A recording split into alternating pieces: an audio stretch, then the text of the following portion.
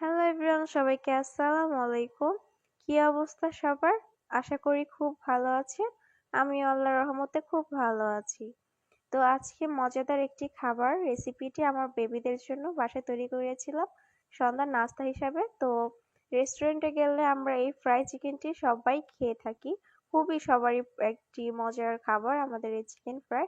তো আজকে ঘরেই বাসায় তৈরি করে নিলাম। তো চলুন দেখে আসি, আপনাদেরও খুব ভালো লাগবে। যদি ভালো লাগে তাহলে সম্পূর্ণ ভিডিওটি দেখবেন আশা করি।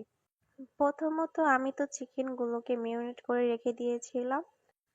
মাংসটি মেরিনেট করার জন্য প্রথমে চিকেনে আদা এবং রসুন, চিকেন ফ্রাই মশলা, লবণ মিক্স করে নেব এবং সাথে কিছু পরিমাণ সয়া সস দিয়ে মিশিয়ে দুধে 2 ঘন্টা ভিজিয়ে রাখবো।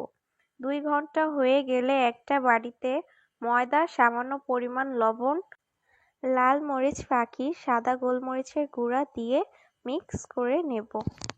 মিক্স করা হয়ে গেলে একটা বাটিতে নরমাল পানি নিয়ে নেব। তারপর একটা একটা করে চিকেন এবং ময়দার সাথে ক্রাম্বল করে আবার পানিতে 10 সেকেন্ড চুবিয়ে আবার ময়দা ক্রাম্বল করে সবগুলো একই প্রসেসে ঝাঁকিয়ে নেব। সবগুলো